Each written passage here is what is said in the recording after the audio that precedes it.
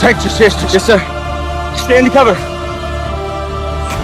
The concept of Avatar Fire and Ash instantly suggests a darker and more intense chapter in the ongoing saga of Pandora, one that shifts focus from oceans and forest to fire, destruction, and the aftermath of loss. This chapter would feel like a turning point in the Avatar story, moving away from discovery and wonder toward consequence and survival. Pandora would no longer be presented only as a breathtaking world worth saving, but also as a wounded land bearing scars from endless conflict between humans and the Na'vi. Fire and ash would symbolize not just physical destruction, but emotional burn marks left on every character who has fought too long. The story would take place after years of escalating tension, where the balance on Pandora has been pushed dangerously close to collapse. Jake Sully would now be a seasoned leader, carrying the weight of countless battles and hard decisions.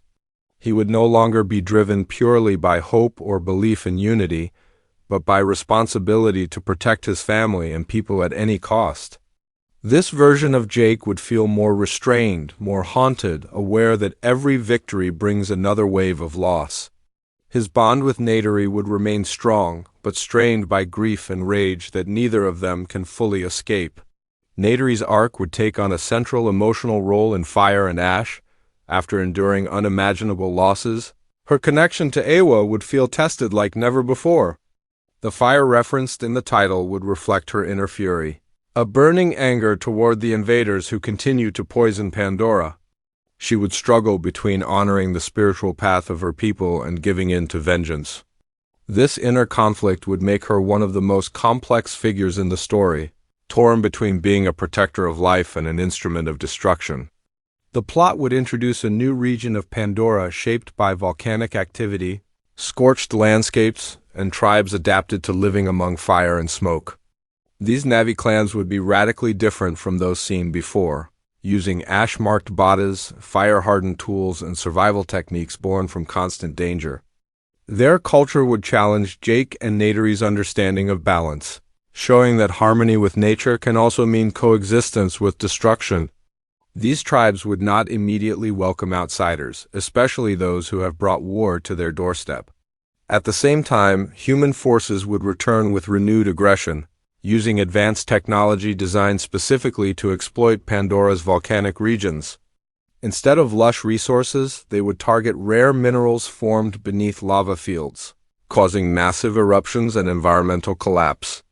Their presence would turn entire ecosystems into wastelands, creating rivers of fire and skies filled with ash. This industrial violence would push the conflict beyond simple survival and into total war. A major theme of Fire and Ash would be the cost of endless resistance. Jake would be forced to confront the reality that protecting Pandora might mean sacrificing parts of it. Strategic retreats, impossible choices, and moral compromise would define his leadership. Unlike earlier stories where hope always found a way, this chapter would ask whether hope can survive when everything familiar is burned away.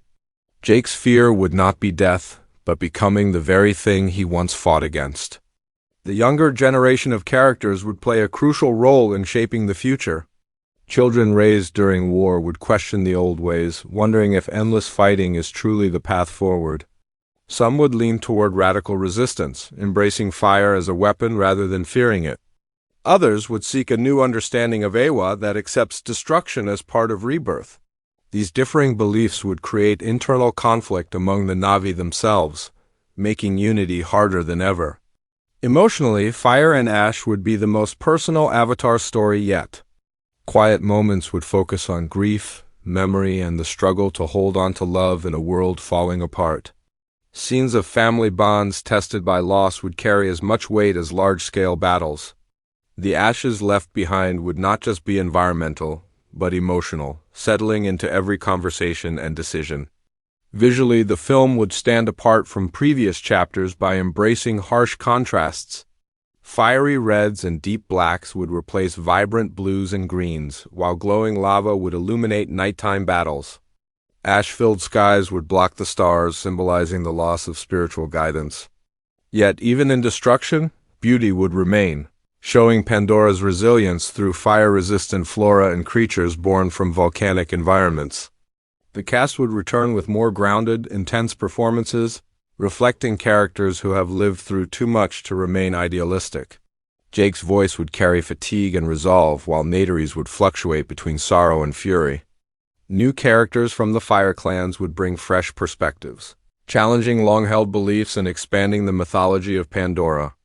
As the story moves toward its climax, Fire and Ash would build toward a confrontation that is not about winning, but about ending cycles of destruction.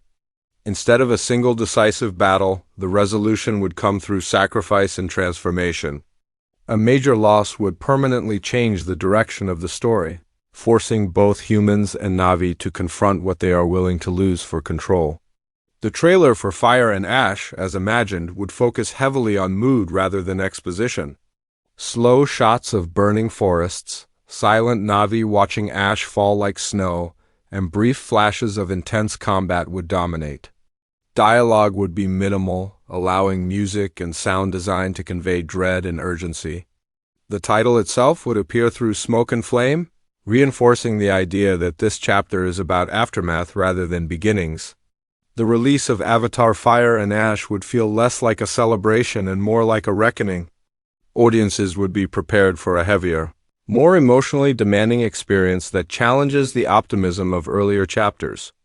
Instead of asking viewers to marvel at Pandora, the film would ask them to mourn it, question humanity's role in its destruction, and reflect on the real-world parallels of environmental collapse and endless war. By the end, Fire and Ash would leave Pandora forever changed. The land would begin to heal slowly, but nothing would return to what it once was. Characters would carry scars that cannot be erased, only accepted. The message would be clear: rebirth is possible, but only after acknowledging loss. Fire destroys, ash remains, and from that ash, something new must be built. Avatar Fire and Ash would stand as the darkest and most emotionally complex chapter in the saga, focusing on consequence rather than wonder. It would expand the mythology while deepening its themes, reminding audiences that survival is not just about fighting harder, but about choosing what kind of world is worth saving after everything burns. Everything burns.